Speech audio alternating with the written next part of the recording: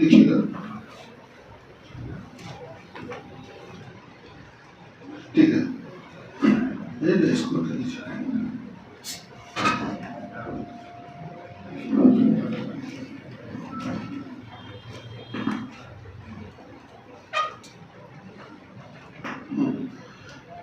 यदि चलो ठीक है, यदि किसी पंक्ति में, लिखिएगा बेटा, यदि किसी पंक्ति में, यदि किसी पंक्ति में पी के दाहिनी तरफ, पी की बात हो रही है, किसी पंक्ति में पी के राइट साइड में, पी के दाहिनी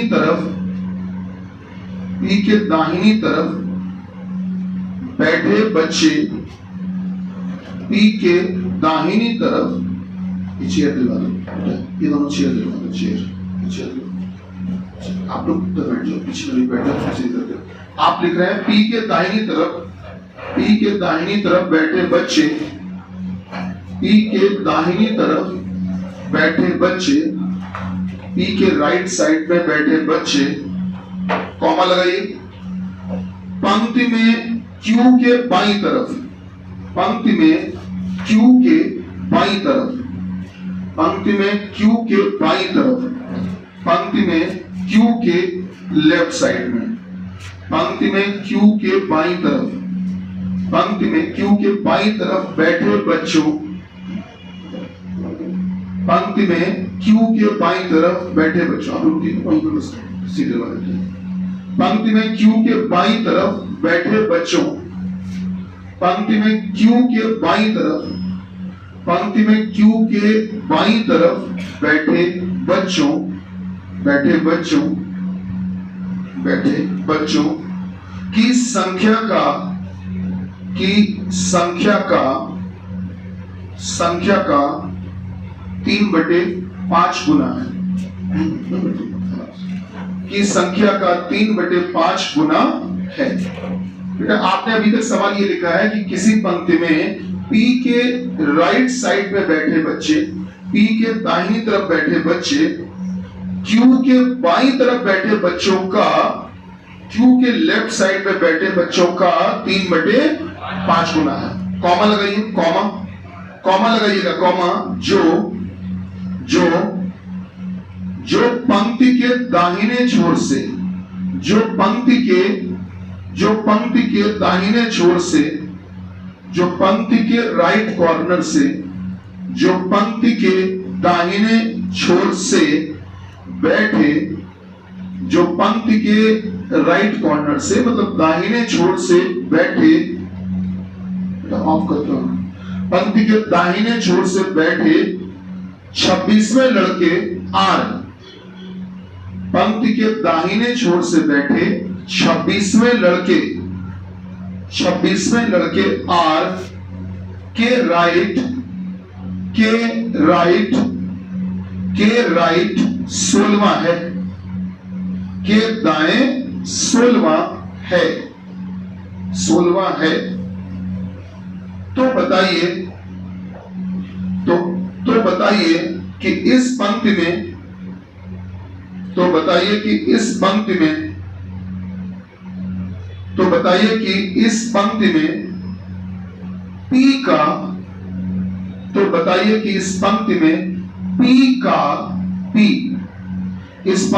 P का, दाहिने छोर से,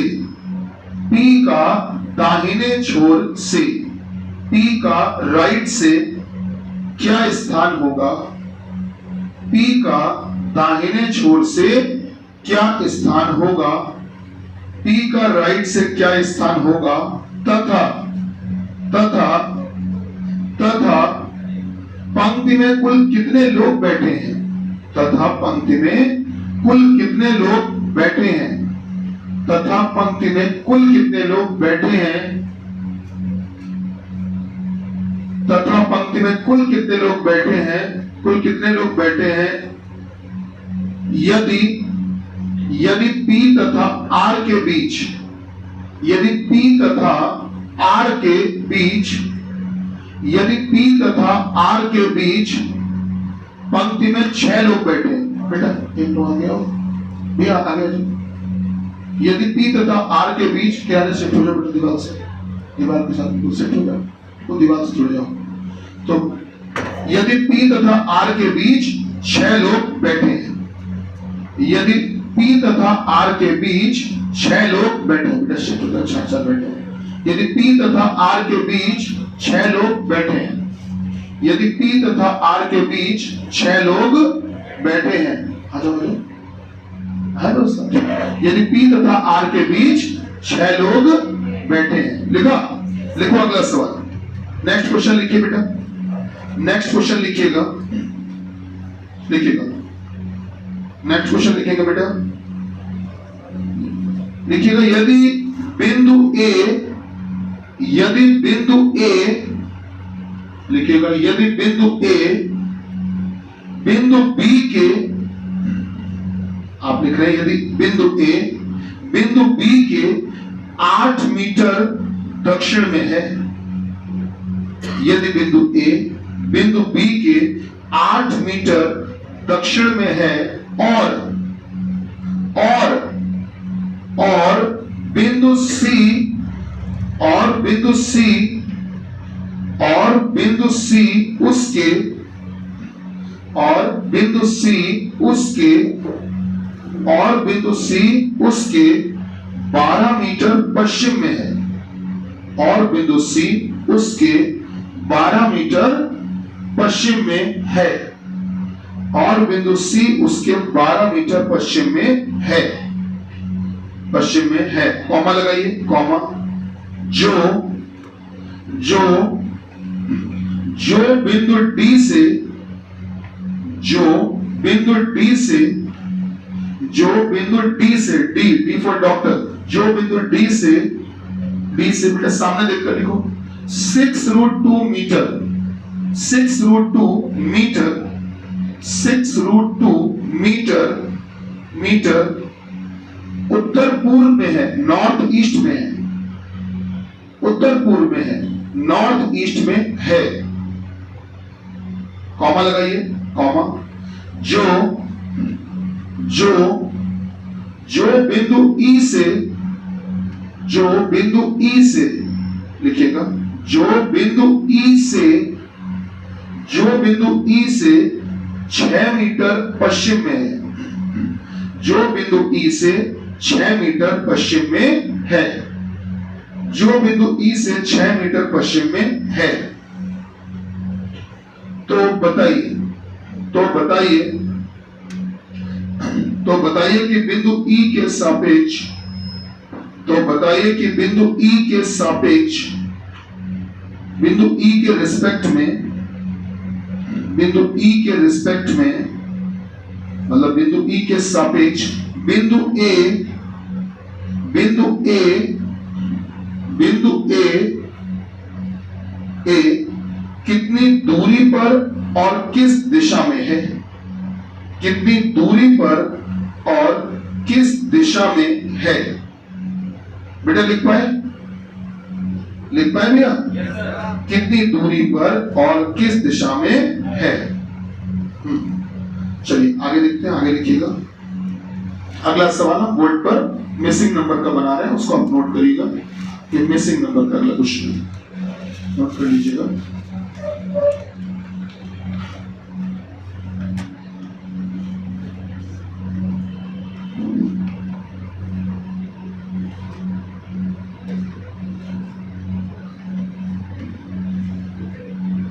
बेटा यहाँ 5 लिखा हुआ है, यहाँ पर 7 लिखा है, यहाँ पर 3 लिखा है। 20, 30, 10 और 95, 145 और क्वेश्चन मार्क।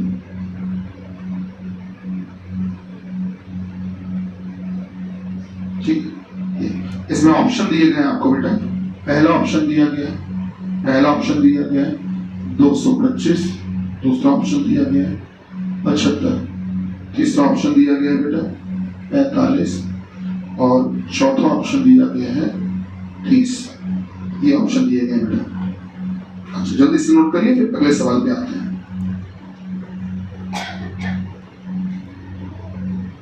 जल्दी से नोट करिए सर, फिर अगले सवाल पे आते हैं।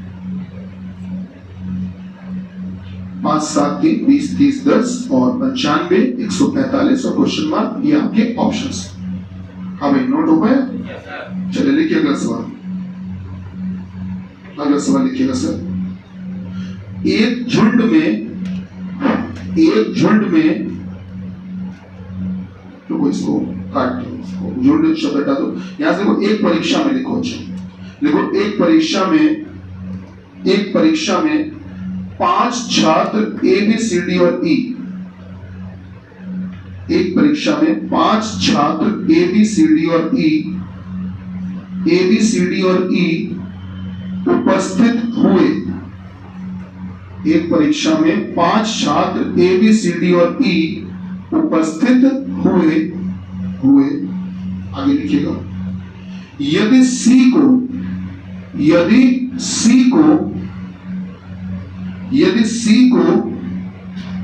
बी से 5 अंक कम मिले, यदि सी को बी से 5 अंक कम मिले, यदि सी को बी से 5 अंक कम मिले।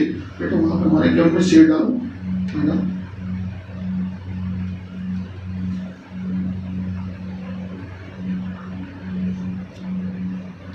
क्या लिखा है? यदि सी को बी से 5 अंक कम मिले। हमारा लैपटॉप ऐसे घुमा देना है, और उस पर जो बोर्ड है उस पर डबल क्लिक कर देना तो बोर्ड खुल जाएगा। अच्छा चलिए, जो आपको ठीक है। क्या लिखा बेटा? यदि सी को बी से 5 अंक कम मिले, लिखा? आगे लिखिए डी को, आगे लिखिएगा डी फॉर डॉक्टर की बात हो रही बेटा। डी को बी से बी फॉर बॉल, बी से 10 अंक अधिक मिले, 10 अंक अधिक मिले और ए से 20 अंक कम मिले, और ए से 20 अंक कम मिले, और ए से 20 अंक कम मिले, एवं ई को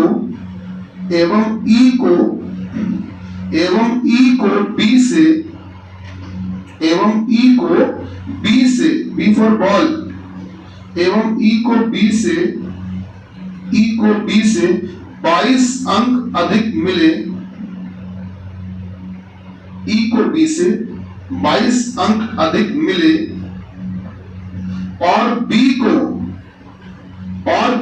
बी फॉर बॉल, और बी को 40 अंक मिले हों, और बी को 40 अंक मिले हों, तो बताइए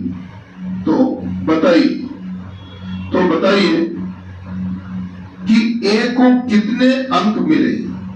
तो बताइए कि ए को कितने अंक मिले। तो बताइए कि ए को कितने अंक मिले। तो बताइए कि ए को कितने अंक मिले। भैया लिख पाए? अगला सवाल लिखिए बेटा, अगला सवाल लिखिएगा। नेक्स्ट क्वेश्चन लिखिए। अच्छा इसमें अगर आपको ऑप्शन की जरूरत हो तो हम बोल दें। ये जो भी सवाल बोला है इसमें अगर ऑप्शन की कोई रिक्वायरमेंट हो तो बोल दें। हाँ जी बोले? चलो अच्छा प्रयास करना, फिर बाद में बोल देंगे, ठीक है? कोशिश करिएगा।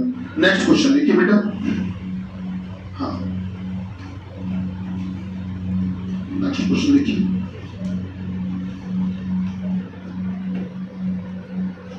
आज सवाल थोड़े से अजीबोगरीब ही आपको लिखने को मिलेंगे, है ना?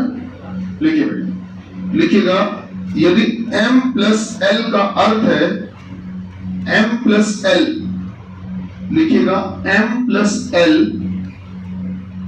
बेटा भैया आप लोग जो लिखने वाली सीट है, लिखने वाली इसको थोड़ा कर किसको, लिखने वाली सीट को थोड़ा कर किसको।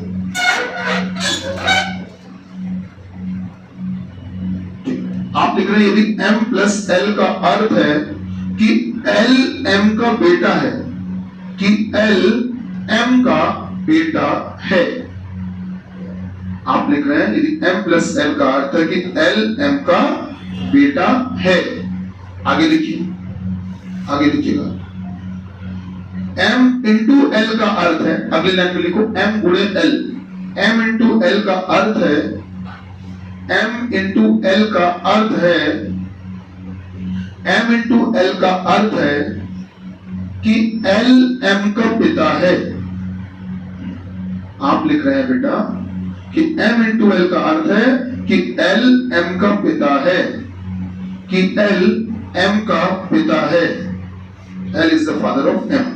अगला लिखो बेटा, अगले लाइन में लिखो l परसेंटेज m, l प्रतिशत m। क्या लिख पाओगे? l प्रतिशत m, l प्रतिशत m, l परसेंटेज m का अर्थ है कि l m का दामाद है। l परसेंटेज m का अर्थ है कि l m का दामाद है। l is the son in law of m, l m का दामाद है। अगले लाइन में लिखो m माइनस l का अर्थ है बेटा, अगली लाइन में आप लिख रहे हो m minus l। m minus l का अर्थ है कि l m की पत्नी है, कि l m की पत्नी है, l m की पत्नी है।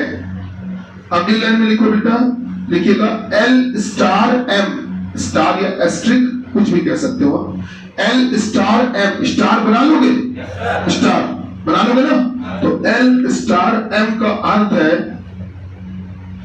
l स्टार m का अर्थ है कि m l का भाई है, कि m l का भाई है, कि m l का भाई है। भैया लिखा m l का भाई है। और आखिरी लिखो, आखिरी लिखो l हैज m। बेटा सामने देखकर लिखो l has m, l has m, l has m का अर्थ है, का अर्थ है, का अर्थ है कि m l की इकलौती बहन है, कि m l की इकलौती बहन है, कि m is the only sister of l। m l की इकलौती बहन है, m l की इकलौती बहन है। तो बताइए, तो बताइए, तो बताइए कि नीचे दिए गए समीकरण में, नीचे दिए गए समीकरण में, नीचे दिए गए समीकरण में, समीकरण में प्रश्न चिन्हों, बेटा आप चाहो तो एक क्वेश्चन मार्क कैसे लगा लो, ऐसे क्वेश्चन मार्क, प्रश्नवाचक के स्थान पर, के स्थान पर, के स्थान पर कौन से प्रतीक आएंगे, कौन से सिंबल आएंगे, कौन से प्रतीक आएंगे, कौन से प्रतीक आएंगे जिससे, जिससे, जिससे यह सिद्ध हो जाए, जिससे यह सिद्ध हो जाए कि E X की पत्नी है, कि E X की पत्नी है। E is the wife of X, E X की पत्नी है, E X की पत्नी है। बेटा आप नीचे समीकरण लिख लो, इक्वेशन लिख लो। इस इक्वेशन में आपको क्वेश्चन मार्क के प्लेस पर बेटा प्रश्नवाचक चिन्ह की जगह पर कुछ सिंबल लगाने हैं, कुछ प्रतीक लगाने हैं, कुछ निशान लगाने हैं, कुछ चिन्ह लगाने हैं। ठीक है, कुछ ऐसे चिन्ह लगाओ अपने हिसाब से, कुछ ऐसे चिन्ह सोचो अपने अकॉर्डिंग जिनसे कि E X की पत्नी हो जाए। पहला ऑप्शन दिया गया है बेटा, ऑप्शन दिया गया है मल्टीप्लाई और प्लस, ये पहला विकल्प है बेटा। दूसरा ऑप्शन दिया गया है बेटा, दूसरा ऑप्शन दिया गया है मल्टीप्लाई और माइनस। तीसरा ऑप्शन दिया गया है बेटा, तीसरा ऑप्शन दिया गया बच्चा प्लस और हैश। और चौथा ऑप्शन दिया गया बेटा, चौथा ऑप्शन दिया गया बेटा, चौथा ऑप्शन दिया गया बेटा या तो मल्टीप्लाई और प्लस हो, या प्लस और हैश हो। बेटा 4 ऑप्शंस दिए गए, नोट कर लीजिए। 4 ऑप्शंस दिए गए, नोट कर लीजिए जल्दी से।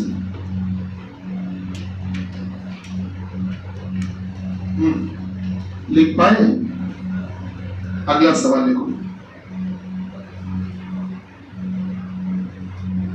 सर बोले, अगला सवाल लिखिए सर, लिखिएगा बेटा। ये नोट हो गया? अब आप सभी लोग एक वर्ड नोट करिए, एक शब्द को नोट करिए। एक शब्द है मिसफॉर्च्यून। बेटा सामने देखकर ये शब्द नोट कर लीजिए, मिसफॉर्च्यून। बेटा ये स्पेलिंग देखकर सही नोट करना, मिसफॉर्च्यून। एक वर्ड नोट करिए, मिसफॉर्च्यून।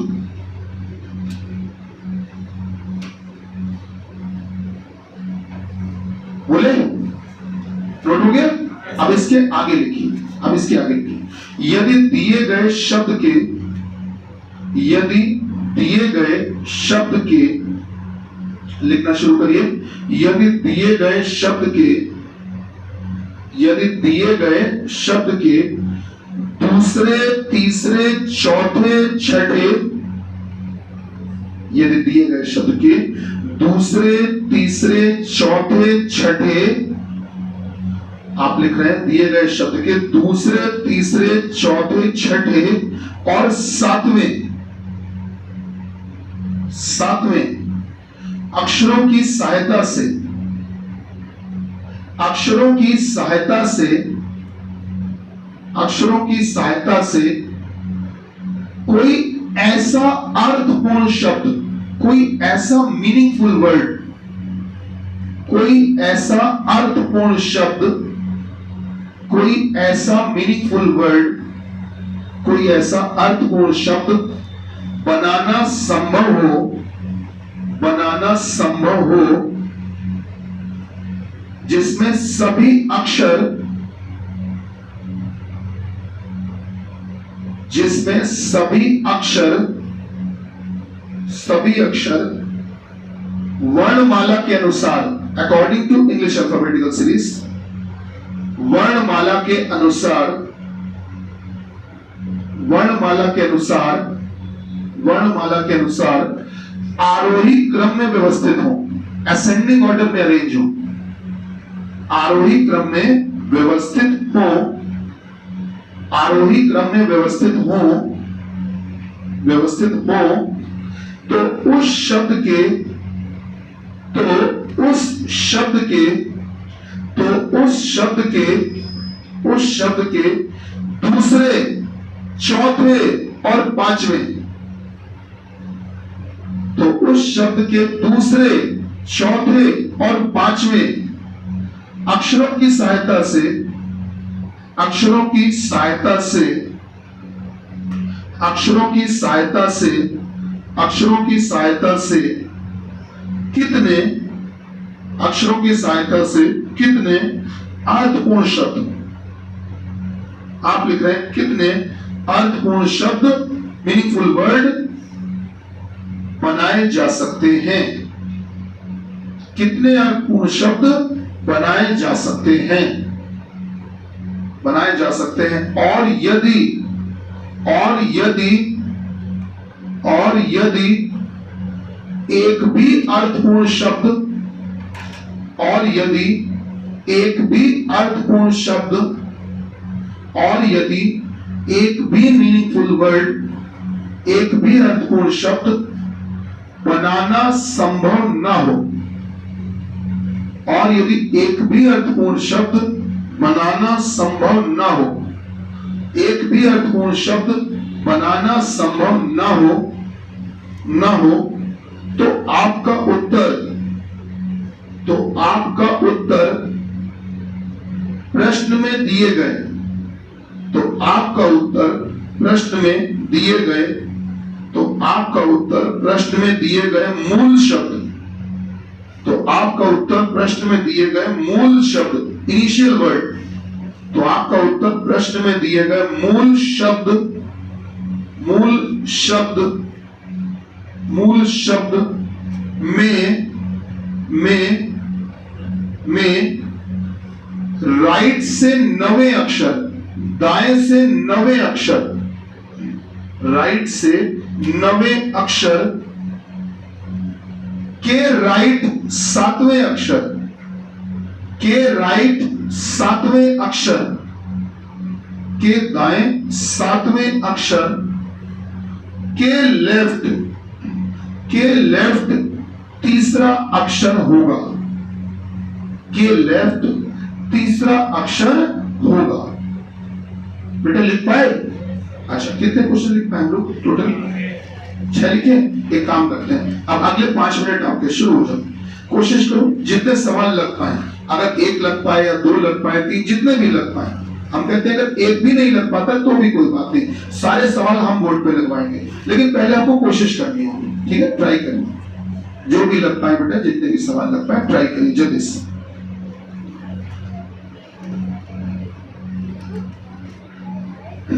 एग्जाम्स में अब लेवल आपको यही लेके चलना है। चलिए काम करते हैं, पहले जो सामने बोर्ड पे है इनको ही निपटा लेते हैं।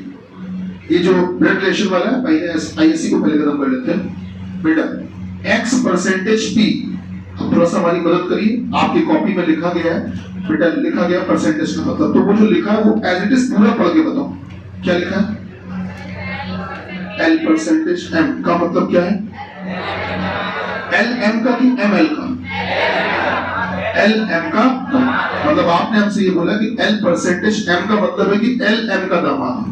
तो अगर बेटा l परसेंटेज m, l प्रतिशत m से इसकी तुलना कर देते हो, जैसे l प्रतिशत m का मतलब हुआ करता था कि l m का दामाद है, तो अब की बार x p का दामाद होगा। भाई कंपेयर कर दोगे तो सर x p का दामाद होगा, क्यों भाई? सही है ना? अच्छा, x p का दामाद होगा तो इस कहानी को हम कुछ ऐसा सोच सकते हैं, जरा ध्यान देना बेटा। x p का दामाद है तो कुछ ऐसा सोचे कि p की कोई बेटी हो और बेटी का पति अगर हम x को बना दें, तो आप मुझे बताइए क्या इस समय जो x है क्या वो p का दामाद हो जाएगा कि नहीं हो जाएगा? p की कोई बेटी हो तो बीइंग अ डॉटर, एक बेटी होने की वजह से ये फीमेल होगी, महिला होगी। हम लोग करने क्या वाले हैं कि जो महिलाएं हैं बेटा उनको हम दिखाएंगे माइनस साइन से, और जो पुरुष है उनको प्लस साइन से बेटा। ठीक है, चलिए तो P की बेटी हो गई यहाँ पर कोई, और इस बेटी का पति कौन हो गया? X। तो अगर बेटी का पति होगा तो ऑब्वियस सी बात है दामादी तो होगा। चलिए, तो पहली तो आपने बात ये बताई। अब अगला निशान लगाया माइनस का। माइनस का साइन किसके किसके बीच में? P minus C। चलिए बताइए सर, P माइनस C का मतलब क्या है? बोलो सर। आप हाँ जो लिखा वो बताइए जरा, क्या लिखा? L माइनस M कि M minus L? M minus L लिखा। M माइनस L का अर्थ क्या लिखा? पूरा पढ़ना। L M की पत्नी, मतलब आपने हमसे ये कहा सर, आपने हमसे ये कहा कि गुरुजी M माइनस L, यही लिखा था, का अर्थ है कि L M की पत्नी है। ध्यान से समझना बेटा, M माइनस L का अर्थ है कि L M की पत्नी है, मतलब पीछे वाली जो L है वो M की पत्नी है। तो अब की बार बताओ कौन किसकी पत्नी होगी? C P की पत्नी होगी। तो अगर C P की पत्नी होगी तो P की पत्नी, दोस्तों आपके हिसाब से क्या हमने सही लिखा? सर C P की पत्नी है जी।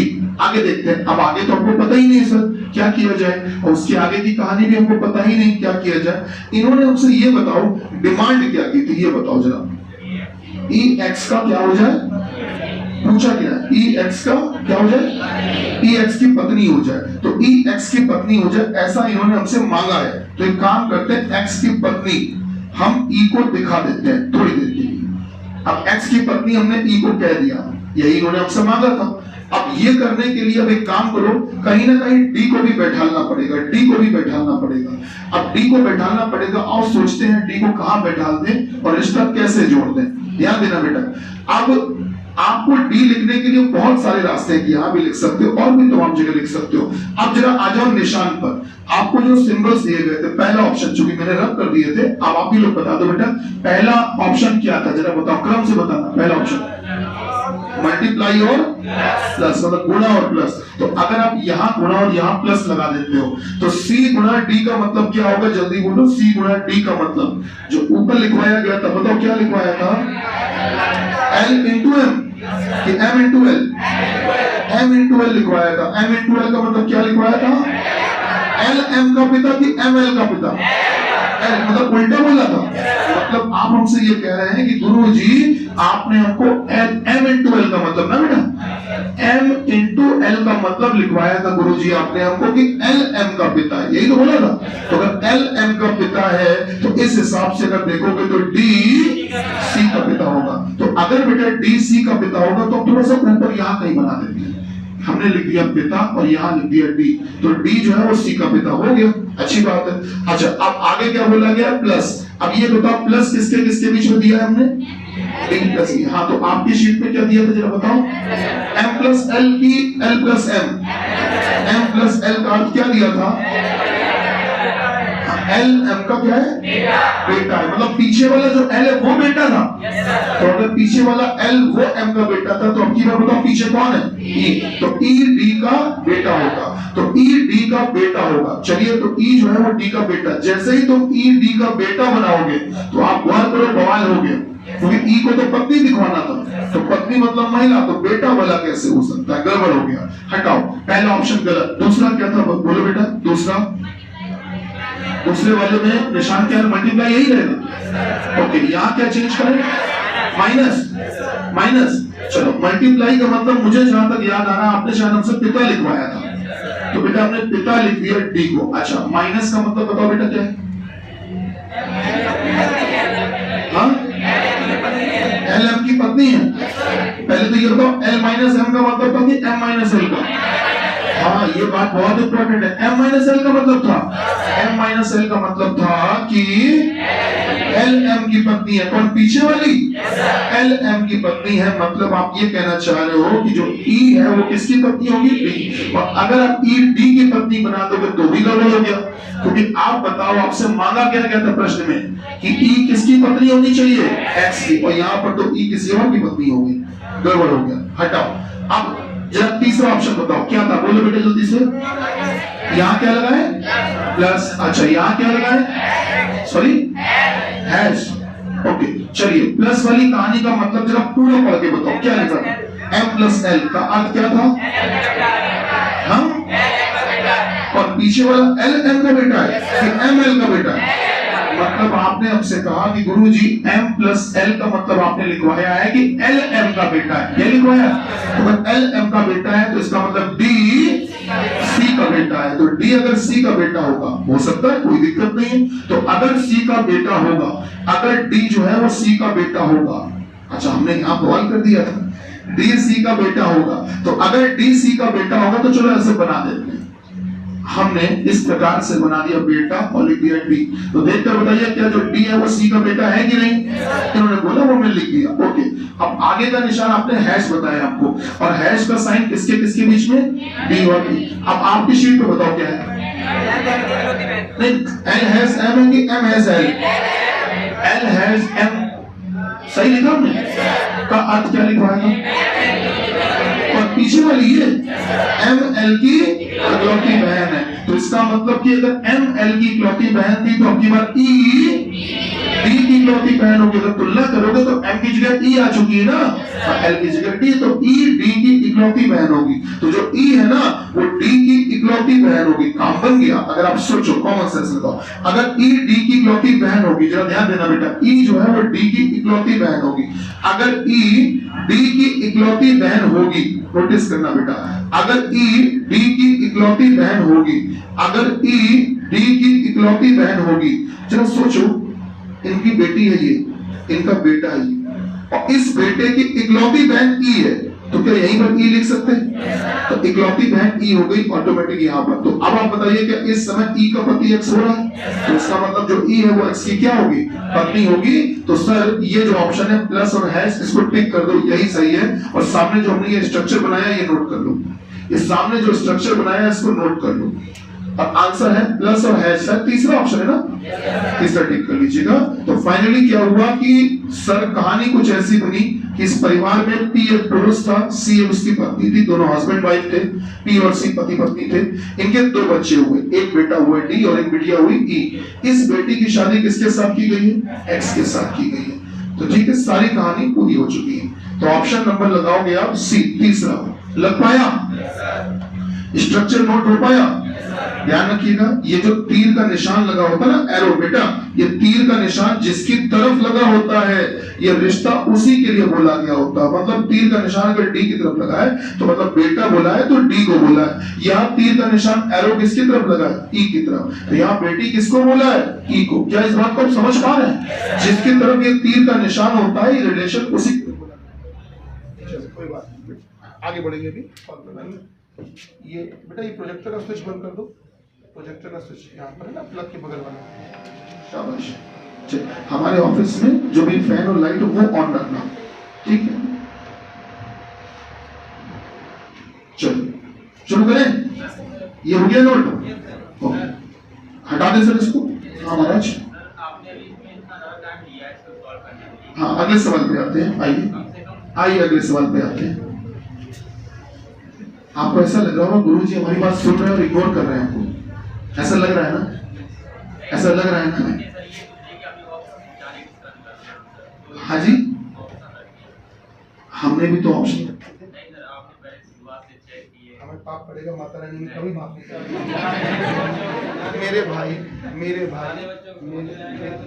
मेरे भाई सुनो, ऐसा होता है, आपको जो समीकरण दिया है उस समीकरण में ही तो ऑप्शन रखोगे।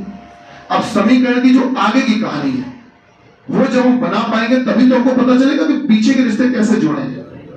तो आपको ऐसा लग रहा होगा गुरुजी आपने पहले तो बना दिया पूरा और उसके बाद आप ऑप्शन रख रहे हो। अरे आप ऑप्शन रख दो तो रखोगे किसमें?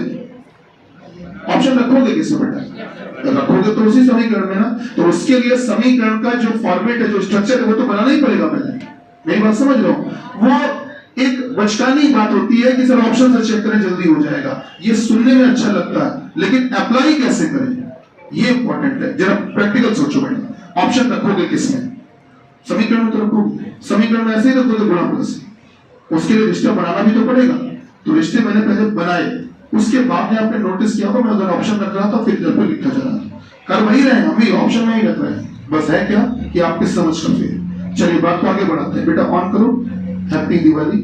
हाँ रंजीत भैया वो ये सही कर देना स्क्रीन। चलो आगे बढ़ते हैं, नेक्स्ट क्वेश्चन। अब आधे लोगों को भी समझ में आएगा, थोड़ा बड़ी चिंता है, लोगों चुनाव लड़ना है तो विदाई है। चलो खैर अगला सवाल बेटा, सामने बोर्ड पे एक सवाल और लगा हुआ है, एक सवाल और लगा हुआ है, इसको देखते हैं बेटा जल्दी देखो सभी लोग, बड़ा अच्छा क्वेश्चन। अगर हम आपसे कहें भैया 5 में 2 का गुणा करो, 5 में 2 का गुणा करो कितना आएगा? 10। और 10 में से अगर ये 7 घटा दे तो 3 आ जाएगा। या ये भी कह सकते हो 10 में से ये 3 घटा दे, 3 अगर ये 3 माइनस कर दे तो बताओ ये 7 आ जाएगा। ऐसे 20 में 2 का गुणा करो 40, 40 में से अगर ये 10 घटा दे बेटा तो क्या ये 30 आ जाएगा? अरे बोलो 20 दूनी 40, 40 में से 10 गया 30। क्या बात समझ पा रहे हैं? अच्छा इसी प्रकार से 95 में 2 का गुणा करो बेटा, 95 में 2 का गुणा करो कितना आएगा? 190। मेरा बेटा 190 में कितना माइनस कर दे कि 145 आ जाए? कितना? 45। ओके सर आंसर आ गया 45। ठीक है, जो हमने सवाल को ऐसे सॉल्व किया, जरूरी नहीं कि आप यही रखो, आप ये कर दो 5 में 2 का गुणा करो 10, 10 में 7 गया 3, 20 दूनी 40, 40 में 30 गया 10, 95 दूना 190, 190 में 145 गया 45। आप चाहो ये नहीं कर सकते, जो आपको ठीक लगे वो कर सकते हैं। चलिए आगे बढ़े बेटा। चलिए पहला सवाल क्या था बताएं सर, पहला सवाल क्या था? पढ़िए।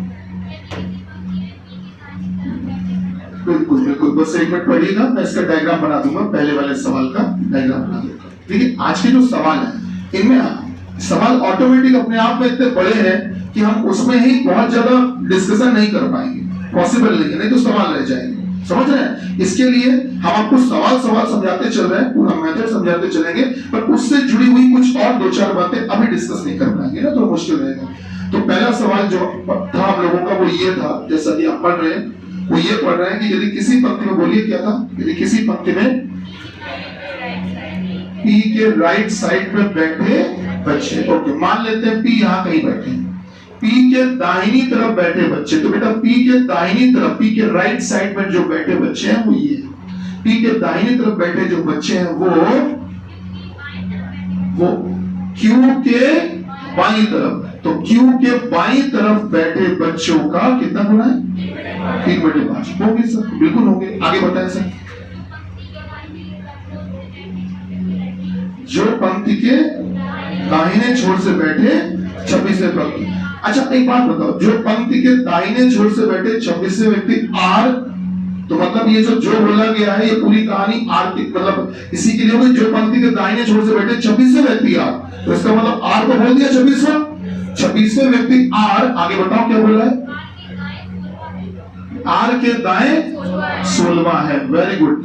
अब ये कहा गया कि जो पंक्ति के बाएं छोर से बैठे 26वें, बाएं छोर से कि दाएं से, पंक्ति के दाएं छोर से बैठे 26वें व्यक्ति आर, पंक्ति के दाहिने छोर से बैठे 26वें व्यक्ति आर, 26वें व्यक्ति आर के दाएं क्या है 16वां है। तो बेटा अगर आर के दाएं 16वां होगा तो जरा गौर करना, इस आर के दाएं 16वां क्यों होना चाहिए, बिल्कुल होगा।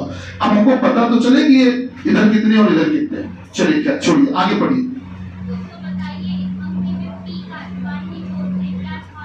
आगे पढ़ते जाइए।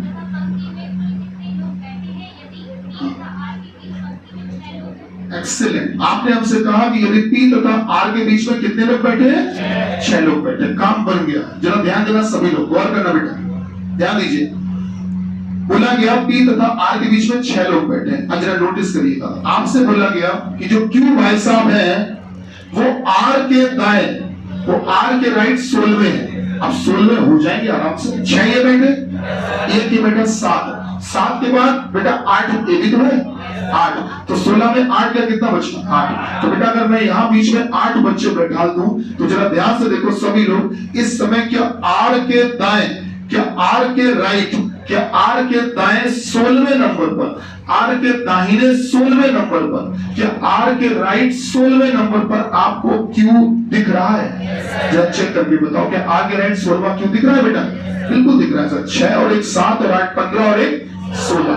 ठीक है, चलिए इतनी बात तो हो चुकी है। अब हमसे एक बात कही गई थी कि राइट से गिनने पर, दाहिने छोर से गिनने पर आर किस नंबर पे है? 26वां। तो बेटा अगर आर 26वें नंबर पर है, इसका मतलब आर के पहले 25 लोग बैठाले जा चुके होंगे। आर के पहले इधर 25 लोग बैठाले जा चुके होंगे। अब 25 लोग बैठालते हैं, देखते कैसे? 6 1 7 और 8 15 1 16। बेटा इधर इतने और कितने बैठा ले कि 25 हो जाए? तो अगर इधर 9 बैठा दे तो काम बन जाएगा। क्या 25 हो गए? अब आप चेक करोगे, आप ईमानदारी से गिनना तो आपको साफ साफ दिखाई पड़ जाएगा कि दाहिने छोर से गिनने पर जो आर है वो वाकई में 26वां आ रहा है। चेक कर सकते हो। 9 बच्चे ही, 9 और 1 10, 10 और 8 18, 18 1 19, 19 6 25 और 1 26। अच्छा एक बात और, बोला गया था कि जो क्यू है वो आर के राइट 16वां है, वो भी हो रहा है। अब शुरुआत में एक बात और बोली गई थी, वो ये बोली गई थी कि पंक्ति में, बिल्कुल शुरू में बोली गई थी, पंक्ति में पी के दाहिनी तरफ बैठे बच्चे जो हैं वो क्यू के बाईं तरफ बैठे बच्चों का, बिल्कुल आपने कहा कि पी के राइट साइड में जो बैठे बच्चे हैं वो क्यू के लेफ्ट साइड में, सही बोल रहे हैं, क्योंकि लेफ्ट साइड में बैठे बच्चों का कितना गुना है? 3/5। क्या यही बात बोली गई थी? अच्छा अब इसमें ये देख लो कि आपको या तो ये वाली वैल्यू पता होगी या ये वाली। अगर आप देखोगे तो पी के राइट साइड के बच्चे आपको पता है, ध्यान से देखो, पी के राइट साइड के, पी के दाहिनी तरफ के बच्चे पता है कि नहीं? 9 और 1 10 और 8 18। तो ये जो पी के दाहिनी तरफ वाले बच्चे हैं, क्या इनकी जगह 18 लिख सकते हो? आपने यहाँ लिख दिया 18, उधर लिखा हुआ है क्यू के लेफ्ट, लिखा है बेटा? क्यू के क्या लिखा है? लेफ्ट लिखा है, क्यू के लेफ्ट। अच्छा अगर आप ध्यान दोगे बेटा तो ये जो 3/5 है इसको इधर ला सकते हो। जब लाओगे तो 3/5 ही बना रहेगा कि 5/3 हो जाएगा? गुड, तो ये हो जाएगा 5/3 गुणा, क्यों सही चल रहे हैं? 3 से 18 को निपटा दिया, कितना आया? 6 6 पंचे 30। तो क्या 30 बच्चे आ गए क्यू के लेफ्ट में? क्यू के लेफ्ट में क्यू के बाईं तरफ कितने बच्चे आ गए? 30। अब जरा सिस्टम बनाओ, क्यू के बाईं तरफ 30 बच्चे बैठा लें, 8 ये 1 ये 9 9 6 15 15 1 16। 16 के बाद ऐसे कितने और बैठा देंगे? 30 हो जाए। 14 और बैठा दें, क्या 30 हो जाएंगे? सब अपना पूरा डायग्राम कंप्लीट हो चुका है, सब कुछ कंप्लीट हो चुका है, सारी चीजें क्लियर हो गई हैं जो भी कही गई थी। आप जरा बताएं, पहला वाला सवाल कहते हैं, इसमें 2 पूछे गए थे ना। पहले क्या पूछा था? पी का राइट से क्या स्थान है? तो पी का राइट से, सॉरी पी का दाहिने छोर से, पी का राइट से क्या स्थान है? तो बेटा दाहिने छोर से गिनो जरा ईमानदारी से। 9 और 1 10, 10 और 18 और 1 19। तो ई का राइट से कितना स्थान है बेटा? 19वां। 19वां है ना? गिन पाए कि नहीं? अच्छा, दूसरा क्या पूछा था? कुल कितने बच्चे? अब बेटा जितने आपको दिखाई पड़ रहे हैं उतने बैठे, जोड़ लेते। 14, 1 15, 6 21, 1 22, 8 30, 1 31 और 9 40। तो पंक्ति में कुल बच्चे, जो पंक्ति में टोटल बच्चे बैठे हैं सर, पंक्ति में कुल बच्चे जो बैठे हैं बेटा, वो कितने बैठे हैं? 40 बैठे हैं। क्या बात समझ पा रहे हैं? थोड़ी बहुत डायग्राम नोट करिए जल्दी से। हाँ जी, हाथ दो बनाने पड़ेंगे सर, कोई ऐसा रास्ता नहीं कि जल्दी हो जाए, वही बात आ गई। हाँ, बनाने पड़ेंगे बेटा, कोई रास्ता नहीं, क्योंकि जो तुमने पहला बनाया वो फेल हो गया होगा। उसमें तुमने पी को उधर किया होगा, क्यू को इधर किया होगा, ऐसे ही किया था। बिल्कुल बनाने पड़ेंगे, कोई रास्ता नहीं है। मतलब हम आपको झूठा आश्वासन भी नहीं देंगे कि नहीं इसमें ये रख दो तो पता ही जाएगा कौन अच्छे से बनाए, मिनिमम की मैक्सिमम, ऐसा कुछ बनाने पड़ेंगे। ठीक है, संडे तुम लोगों का हमने संडे खराब करके तुमको बुलाया है, क्यों?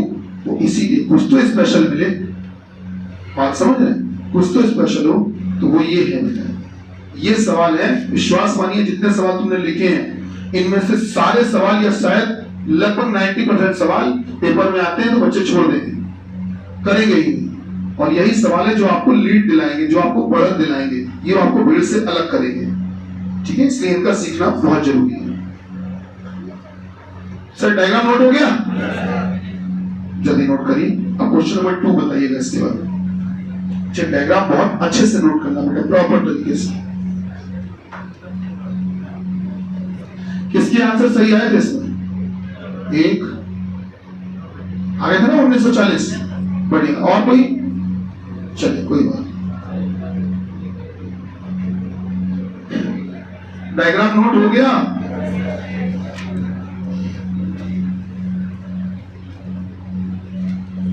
सर डायग्राम हटा दें? ठीक है, रब कर देते हैं।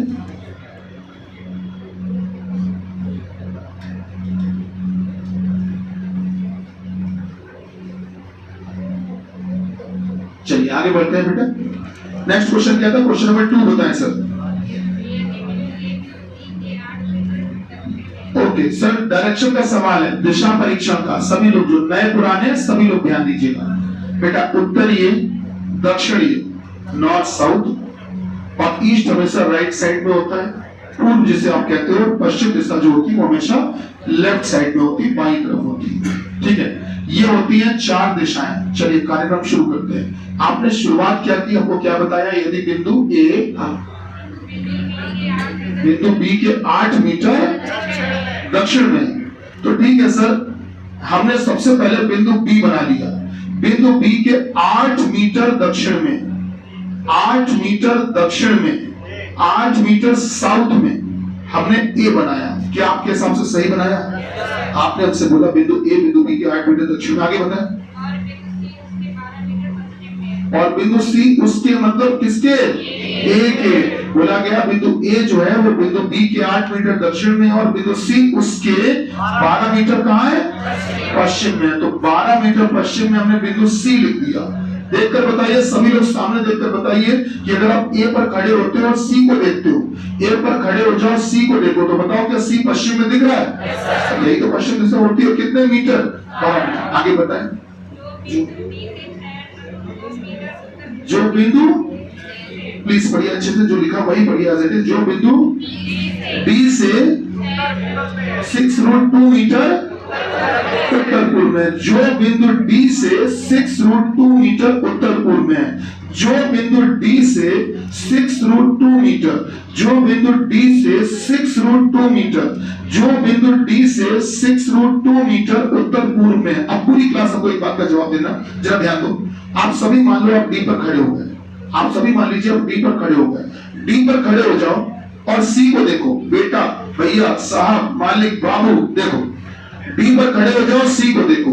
डी पर खड़े हो जाओ, सी को देखो। क्या सी आपको इधर तिरछा दिख रहा है? और इधर तिरछा मतलब कि किसकी दिशा के बीच में? उत्तर पूर्व के बीच में। तो बताइए क्या इस समय जो बिंदु सी है वो डी के उत्तर पूर्व में है? कितने मीटर? 6√2 मीटर। और आगे पढ़िए। जो अब जो बोला गया वो डी के लिए बोला गया, जो बिंदु ई से कितने मीटर, 6 मीटर, कहाँ है, पश्चिम में। तो मैंने सर ये बना दिया ई, मैंने ये बना दिया ई और ये लिख दिया 6। अगर आप देखो सभी लोग तो बिंदु ई से देखो तो क्या जो बिंदु डी है वो पश्चिम में दिख रहा है। ई पर खड़े हो जाओ, डी को देखो, ई पर खड़े हो जाओ, डी को देखो, डी किस दिशा में दिख रहा है, पश्चिम में। कितने मीटर, 6 मीटर। ये पूरा स्ट्रक्चर है, ये प्रॉपर डायग्राम है सर, ठीक है। अच्छा डायग्राम तो अपना हो गया। अब हमसे पूछा क्या गया है, जरा ये बताइए पूछा क्या,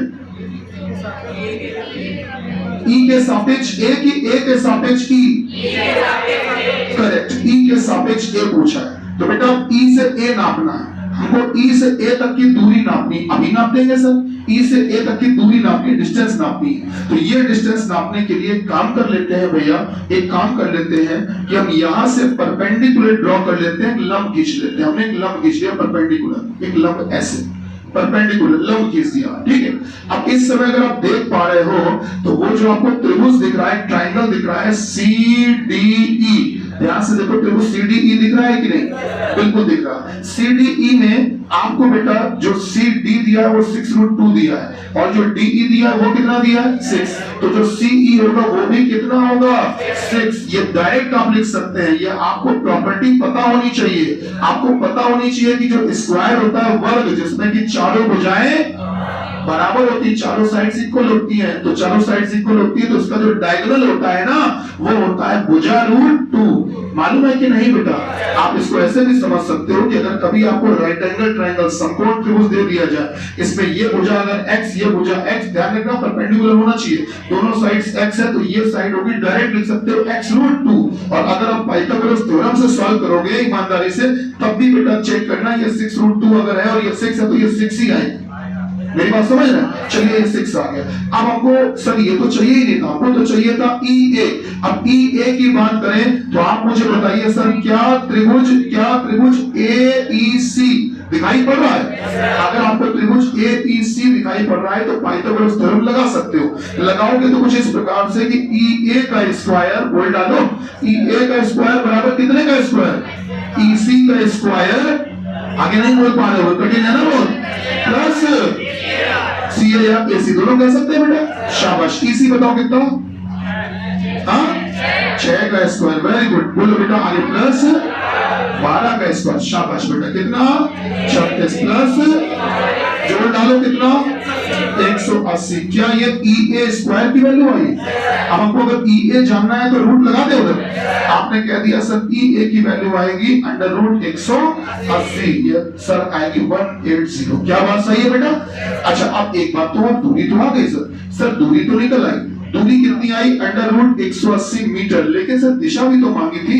अच्छा ये बताओ E के सापेक्ष A बोला था कि A के सापेक्ष E, जल्दी बोलो, E के सापेक्ष A। तो बेटा E पर खड़े हो जाओ, जिसके रिस्पेक्ट में बोला करे उस पर खड़े हो जाया करो। E पर खड़े हो जाओ, A को देखो, E पर खड़े हो जाओ, A को देखो। तो A तो उधर दिख रहा है, उधर मतलब कि किसके किसके बीच में, नॉर्थ ईस्ट। तो आपने कहा जो डायरेक्शन आएगी वो आएगी उत्तर पूर्व। क्या बात थोड़ी बहुत पल्ले पड़ी? अपने सवाल का जो पूरा जवाब है वो ये, जल्दी नोट कर लो बेटा।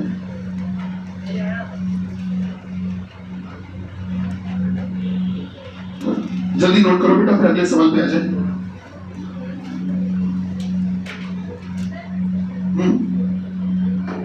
आपने भी डायग्राम बनाया था क्या इसी का? हाँ इधर ये क्या, कौन सा पॉइंट है? ओके ठीक,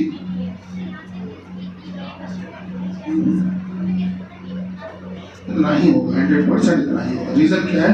इधर जो लिखा है, क्या लिखा है, 6√2। अब 6√2 को अगर आप सिंप्लीफाई करना चाहो तो 6 का स्क्वायर करके 36 अंदर भेज दो, आप पूरा रूट के अंदर बंद करो।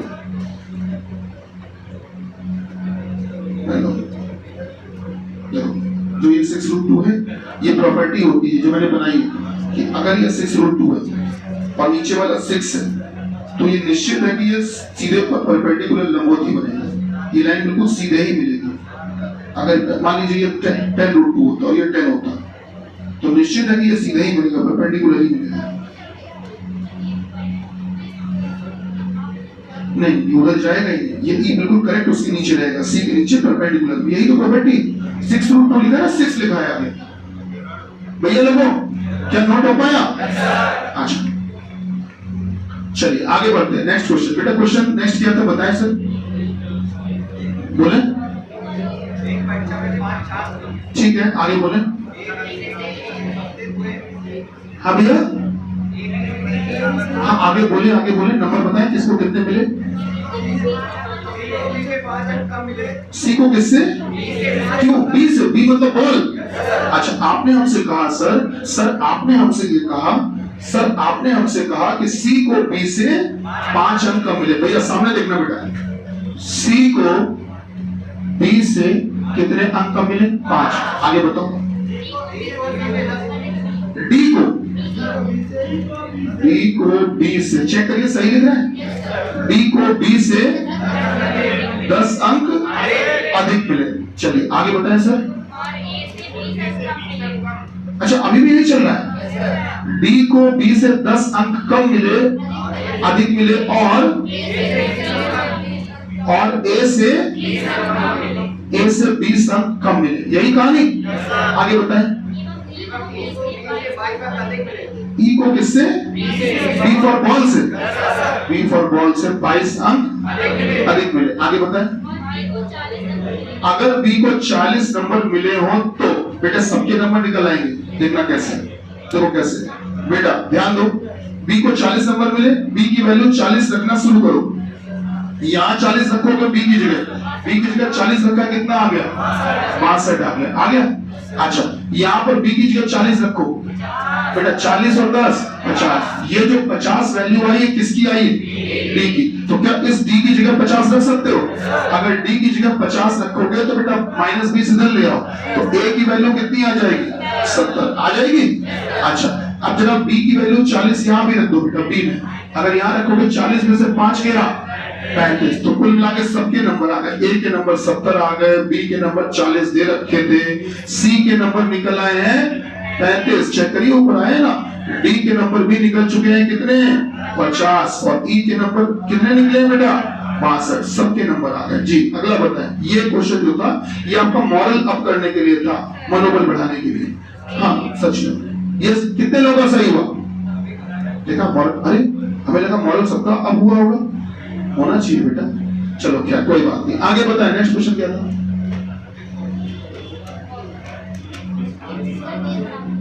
वो हो गया। अच्छा, उसके आगे वाला जो ना हुआ मिस फॉर्चून वाला था। अगला सवाल था मिस फॉर्चून वाला। बेटा अच्छा सवाल है, बहुत अच्छा सवाल है। एक शब्द दिया गया था मिस फॉर्चून, बहुत अच्छा क्वेश्चन है। मिस फॉर्चून, देखिए इसमें करना क्या था भैया, लोगों ध्यान दीजिए। इस दिए गए वर्ड में से आपको कुछ अक्षर बाहर निकालने थे। कौन निकालते हैं? कौन कौन से अक्षर निकालने थे बताओ जरा। दूसरा, तो दूसरा अक्षर मतलब कि आई निकाल लेंगे। और बताओ दूसरे के बाद तीसरा, और बताओ, और बताओ छठा, और बताओ। बस निकाल लो। निकालोगे तो I S F R T. अब कह रहे हैं कि इनसे कोई ऐसा शब्द बनाने का ट्राई करो जिसमें सभी अक्षर अंग्रेजी वर्णमाला के हिसाब से लग जाए। फर्स्ट, अगर इस शब्द में आप देखते हो FIRST, इसमें क्या पहले तो ये बताओ फर्स्ट का मीनिंग होता है? सबको पता है। फर्स्ट की अगर बात करें तो इसमें जो अक्षर लगे हुए हैं, क्या ये अंग्रेजी वर्णमाला के आरोही क्रम में असेंडिंग ऑर्डर में लगे हैं? ABCD के हिसाब से सबसे छोटा इनमें F है। F से बड़ा ABCD में क्या होगा?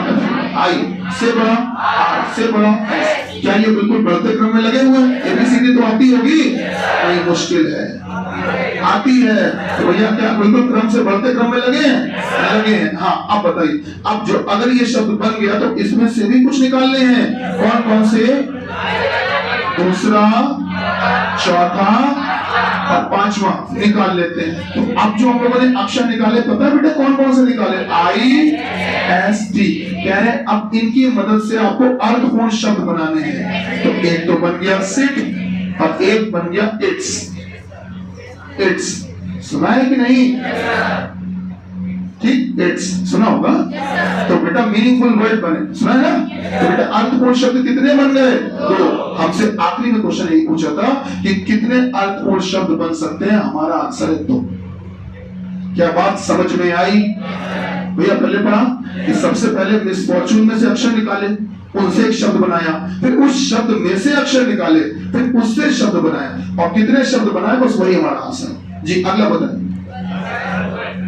6 पूरे हो गए? पूरे हो गए? HW लिखोगे? HW केवल लिखना ही तो है, ऐसी ओवर एक्टिंग करते रहो। अरे सर टाइम नहीं निकल पाएगा, आप कैसे ओवर एक्टिंग किए वजह, लिखना ही तो है, जस्ट लिखिएगा सर, सर लिखिएगा सर, बोले लिखिए।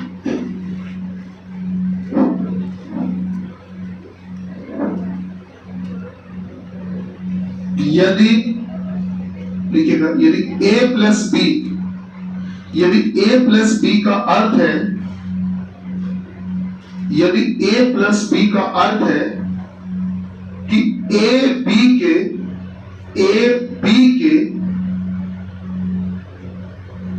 पश्चिम में है, A B के पश्चिम में है, A is to the west of B, A B के पश्चिम में है। अगले लाइन में लिखो A माइनस बी का अर्थ है, A माइनस बी का अर्थ है, A माइनस बी का अर्थ है कि A B के उत्तर में है, A माइनस बी का अर्थ है कि A B के उत्तर में है। भैया लिखो, अगला लिखो A divided by B, A भागित B, भाग का निशान लगा लेंगे, A भागित B का अर्थ है, A भागित B का अर्थ है कि A B के पूर्व में है, कि A B के ईस्ट में है, A B के पूर्व में है, ईस्ट में है। और अगले लाइन में लिखो, कौन सा निशान बच गया है? Plus A multiplied by B, A गुणा B का अर्थ है, A गुणा B का अर्थ है, A गुणा B का अर्थ है कि A B के दक्षिण में है, A गुणा B का अर्थ है कि A B के दक्षिण में है, A is to the south of B, A B के दक्षिण में है।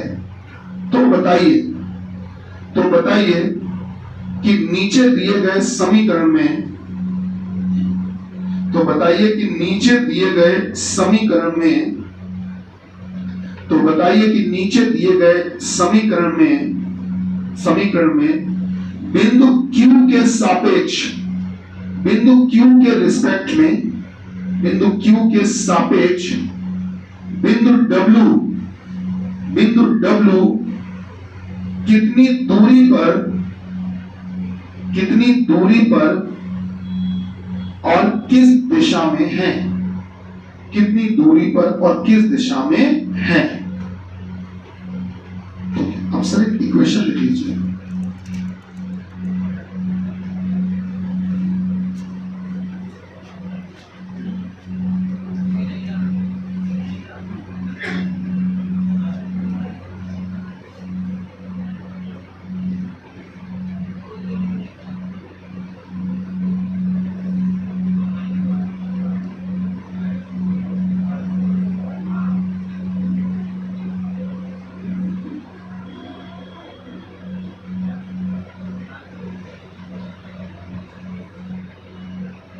ये जो इक्वेशन लिखा है समीकरण पूरा, इसमें बेटा ऊपर हम कुछ दूरियां भी लिखेंगे। इस माइनस के ऊपर हम लिख रहे हैं बेटा 6 मीटर, 6 मीटर, प्लस के ऊपर हम लिख रहे हैं 16 मीटर, डिवाइड के ऊपर लिख रहे हैं 4 मीटर, मल्टीप्लाई के ऊपर लिख रहे हैं बेटा 8 मीटर, और इस प्लस के ऊपर लिख रहे हैं बेटा 10 मीटर, यहां लिख रहे हैं हम 12 मीटर, और यहां लिख रहे हैं 6 मीटर। ये बेटा हमने दूरियां भी लिखी है। अब नोट कर लीजिए आराम से, इसका मतलब कुछ ऐसा निकल कर आएगा, मीनिंग कुछ ऐसा निकल कर आएगा। देखिए आपको थोड़ी सा सजेशन भी देना चाहेंगे, हालांकि आप सॉल्व करेगा, SW है तो आप ही करेंगे, बस थोड़ी सी मदद हम करना चाहेंगे। बेटा वो ये है कि अगर ये सवाल ब्लड रिलेशन का होता, रक्त संबंध का, तो हम आपको सलाह देते कि आप इस इक्वेशन को आगे से सॉल्व करो। लेकिन अगर कभी भी डायरेक्शन का सवाल हुआ करे, दिशाओं का, तो हमेशा दिए गए समीकरण को पीछे से सॉल्व किया करो, हमेशा पीछे से सॉल्व करोगे। आप खुद घड़ी देखकर आप देखना, टाइम मिला लेना, आपको टाइम ज्यादा लग रहा है कि कम। एक बार समीकरण को आगे सॉल्व करके देख लेना, एक बार पीछे से, दोनों में टाइम नोट कर लेना, आपको पता चल जाएगा कि गुरुजी क्यों कह रहे हैं कि पीछे से नोट किया करो, पीछे से सॉल्व किया करो। बात समझ ना, टाइम बचाना ही हम सबकी प्रायोरिटी है। तो सर पीछे से सॉल्व करेंगे, तो थोड़ा सा हिंट दे रहे हैं, शुरुआत दे रहे हैं, इनिशियल h माइनस डब्ल्यू, केवल h माइनस डब्ल्यू का अर्थ बताओ। h माइनस डब्ल्यू का अर्थ वही होगा जो आपको a माइनस b का लिखवाया था। a माइनस b का मतलब क्या लिखवाया था? a b के उत्तर में है, तो अगर a b के उत्तर में है तो अब की बार h w के उत्तर में होगा। तो अगर w के उत्तर में होगा तो w बना दिया, w के उत्तर में क्या ऊपर h होगा, तो कितने मीटर? क्या आगे की कहानी बना लोगे? आगे कहानी बना लेना, तो आपको बताना है कि वो डब्ल्यू वाली बात। चलिए फिलहाल आज के लिए इतना ही, मिलते हैं कल की क्लास में। धन्यवाद। भारत माता की जय।